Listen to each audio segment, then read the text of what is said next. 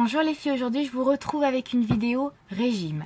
Alors j'ai décidé de faire une vidéo régime bien que j'ai tourné la page, j'ai envie de vous dire. J'ai perdu tous les kilos que j'avais à perdre et ça me gonflait en fait de tout le temps parler de régime sur ma chaîne vu que j'ai perdu ce que j'avais à perdre.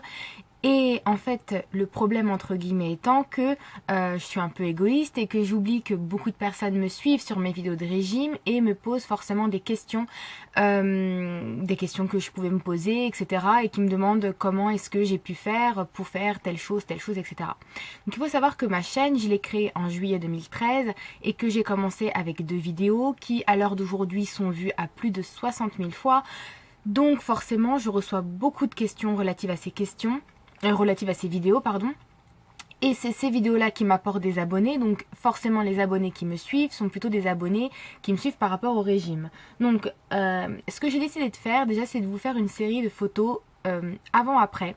Elles viendront juste après mon petit blablatage parce que j'ai décidé de réunir en fait les questions qui revenaient assez régulièrement. Il faut savoir que je reçois beaucoup de messages privés, je lis tous vos messages, ça je tiens vraiment à le préciser parce qu'on peut penser que le défaut de réponse fait que je n'ai pas envie de répondre ou que je n'ai pas vu, donc je vois tous vos messages. Et le problème, c'est que parfois je ne réponds pas parce que c'est tellement la même chose que les questions précédentes que voilà, j'ai préféré vous faire une vidéo pour vous expliquer tout ça. Je ne suis pas quelqu'un qui soit très proche de mes abonnés, c'est vrai que j'ai pas vraiment ce rapport-là avec mes abonnés. Et voilà, je suis quelqu'un qui travaille beaucoup, je suis pas très souvent connectée sur YouTube, excepté avec mon smartphone où je regarde un peu les vidéos beauté, ça c'est vrai, mais c'est vrai que répondre, si vous voulez, il faut se mettre aussi à ma place. J'ai tourné la page du régime et on me pose sans cesse des questions relatives au régime, donc je dois tout le temps répéter la même chose et puis me replonger là-dedans, alors que... En fait voilà, c'est un peu difficile pour moi, mais...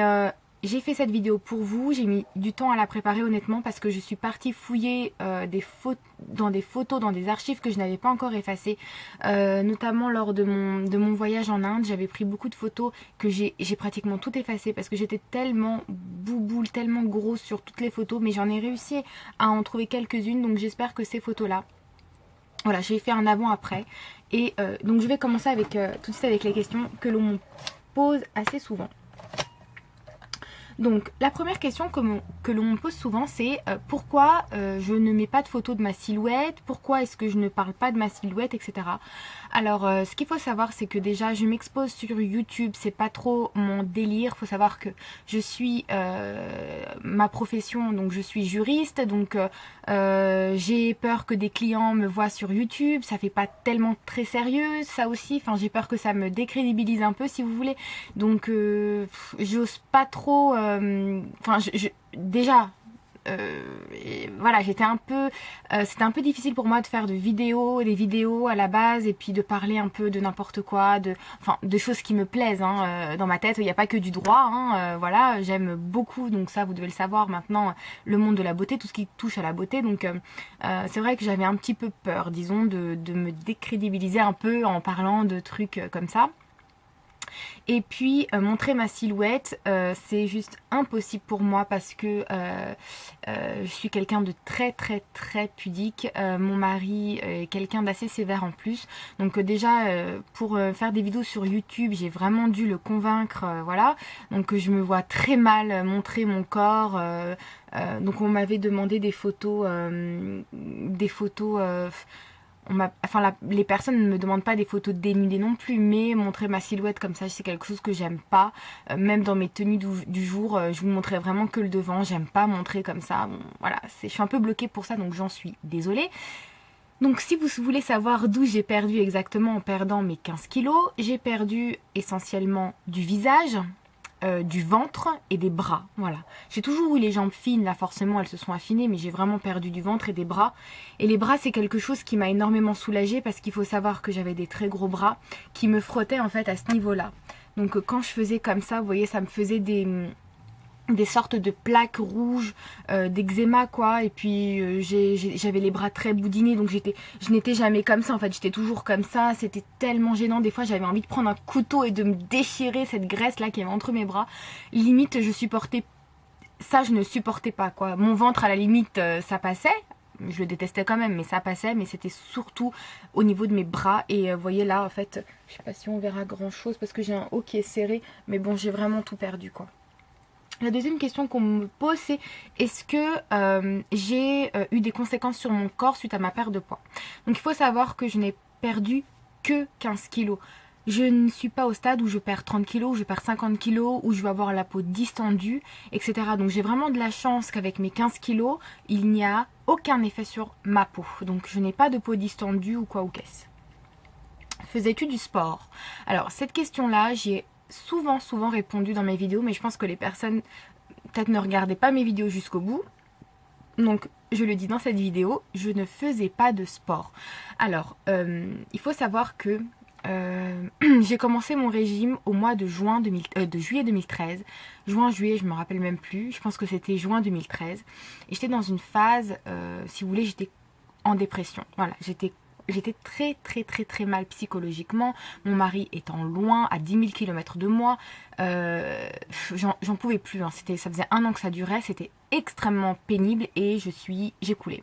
Donc le mois de juin arrive le moment où je ferme mon cabinet pour prendre des vacances. Et je me suis littéralement vraiment effondrée. Je ne mangeais plus. Et puis je pense que si j'étais pas dans cet état dépressif, je n'aurais jamais perdu ne serait-ce qu'un gramme. C'est cet état-là qui a fait que je perds du poids en fait un peu inconsciemment. Donc j'étais également tout le temps chez moi. Donc j'étais tout le temps chez moi et je ne faisais pas de sport. La seule chose en fait que je faisais, c'était que je promenais mon chien. Donc je le promenais et encore je le promenais pas au début. Hein. C'était vraiment vers les 3 dernières, enfin après 3-4 semaines de régime où je promenais mon chien tous les jours en marchant 30-35 minutes par jour. Mais bon, il faut savoir que pendant 1 mois, j'étais bien cloîtrée à la maison toute la journée, je ne sortais pas. Donc voilà. Ensuite, on me demandait comment est-ce que je faisais en fait pour pas avoir faim puisque je mangeais très peu les premiers mois. Donc, excepté le fait que je buvais énormément d'eau pendant mes repas pour me caler, c'est très difficile à répondre à cette question parce que j'étais tellement déprimée que je ne ressentais pas la faim. Après 2-3 mois, quand ça allait un peu mieux quand même, eh bien, pour combler cette faim, je mangeais des cornflakes, donc du lait avec des cornflakes, ou bien un fruit, ou bien des yaourts. Voilà, donc c'est ce que je faisais quand j'avais faim. Et il faut savoir que les premiers temps dans mon régime, ça a duré quand même 3-4 mois, j'avais extrêmement faim la nuit. Donc c'était vraiment horrible, mon ventre gargouillait jusqu'à 2h, 3h, 4h, etc. Je n'en pouvais plus, ça a été très difficile. Maintenant, ça ne me le fait absolument pas. Je n'ai plus ces douleurs de ventre, etc. depuis au moins 3-4 mois où je ne ressens plus cette faim. Même à l'heure actuelle, en mangeant ce que j'ai envie de manger, toujours en petite quantité, en plus grosse quantité quand même, on va pas se mentir, je mange à des heures qui sont un peu bizarres parce que je mange à midi ou 1h. Enfin, je mange le matin, si vous voulez. Donc le matin, c'est comme avant. Ça ne change pas. Ça va être 2 croissants avec un jus d'orange ou 3-4 tartelettes au beurre avec du Nutella, avec du thé. Et voilà, donc je mange bien comme il faut le matin. Le midi, je mange vers midi 1h. Je mange tout à fait normalement le plat du jour en petite assiette. Voilà. C'est tout ce que je peux vous dire. Et le goûter, arrive le goûter, je mange un bon bol de cornflakes. Et le soir, je mange très tôt. Donc je mange vers 18h, 18h30. Donc c'est pour ça qu'en fait je n'ai pas le temps de sentir la faim puisque je mange très tôt après mon goûter. Et que ensuite, une fois que j'ai mangé ces repas-là, arrive à 18h30, et je peux tenir jusqu'au lendemain sans vraiment ressentir de faim. Donc j'ai reçu des messages sous mes vidéos qui m'ont quand même pas mal critiqué en me disant que mes conseils c'était n'importe quoi, en me disant que blablabli, bon bref, j'en ai même reçu encore un avant-hier, voilà, qui disait que je disais n'importe quoi, que c'était mauvais pour la santé, etc. Il faut savoir que moi, je n'avais que 15 kilos à perdre. Je parle pas des personnes qui ont 30 kilos à perdre, qui ont 50 kilos à perdre. Effectivement, une personne qui aurait 30 kilos à perdre, pour moi, ce sont des personnes, bon, je pense qu'ils doivent être suivies, et puis, on n'avait peut-être pas le même rapport par rapport à la nourriture également. Donc, forcément, une personne qui a 50 kilos à perdre, c'est si elle fait ma taille par exemple, c'est une personne qui mangeait beaucoup plus que moi, donc se restreindre comme ça d'un coup, c'est juste pas possible. Moi j'ai donné les conseils qui marchaient sur moi et qui ont marché sur moi, parce que me voilà, me voilou, donc j'ai effectivement perdu ces kilos là. J'avais un rapport également très compliqué avec la nourriture où je ne faisais que manger, que manger, que manger. Même quand j'étais juriste, franchement, je me prenais le kebab du dessous, même quand j'étais juriste, n'importe quoi. Quand j'étais dans mon cabinet, parce que j'ai changé de cabinet entre temps, quand j'étais dans mon cabinet, il y avait un kebab en dessous, je prenais le kebab, je montais dans le cabinet, je mangeais, tout mon cabinet était embaumé de kebab, mais ce n'est pas grave, je continuais comme ça quoi, donc j'avais un rapport avec la nourriture destructeur. Et je pense que les personnes qui font ma taille et qui faisaient 30 kilos de plus que moi ont ce même rapport à la nourriture. Mais pour une perte de poids, effectivement, je ne peux pas parler pour elles. Moi, je parle pour celles qui n'ont pas beaucoup de kilos à perdre, en tout cas moins de 20 kilos. Donc voilà, je ne sais plus ce que je disais. Donc que mangeais-tu en cas de faim? Donc c'est ce que je vous disais. On me demande si je suis plus sucrée que salée. Donc avant le régime, j'étais salée, salée, salée, salée. Après le régime, donc actuellement, je suis plus sucrée. Quand je mange un repas, j'ai besoin de finir par une touche sucrée, sinon, je sais pas, il y a quelque chose qui va pas. Et j'ai faim. J'ai faim, franchement j'ai faim. Donc je mange, ou bien je termine avec un croissant, ou bien je termine avec une tartelette avec du beurre, ou bien je termine avec un gâteau. Il faut que je termine par quelque chose mon repas, sinon voilà, ça va pas aller, je vais avoir faim. Ensuite, on me demande souvent qu'est-ce qui te calait. Donc, qu'est-ce qui fait, qu'est-ce qui calmait mes fringales, etc. C'est le fait peut-être de manger tôt. Franchement, je mange tôt. Donc, qu'est-ce qui me calait? Bah, c'était le goûter, quoi. Je veux dire, j'avais faim au moment du goûter, donc je me prenais un bon bol de céréales, et je me prends toujours des bons bols de céréales. Et comme je mange tôt, si vous voulez, j'ai pas tellement le temps de ressentir la faim. Donc voilà. Il y a aussi pas mal de questions de personnes qui me disent qu'elles sont très régulièrement chez elles et voilà, qu'elles ne travaillent pas, etc., qu'elles sont tout le temps à la maison et que pour elles, en fait, le fait de manger, ça passait le temps, et donc elles me demandaient comment passer le temps sans manger. Ça, c'est une question un peu plus... c'est... je sais pas tellement comment vous répondre, comment passer le temps.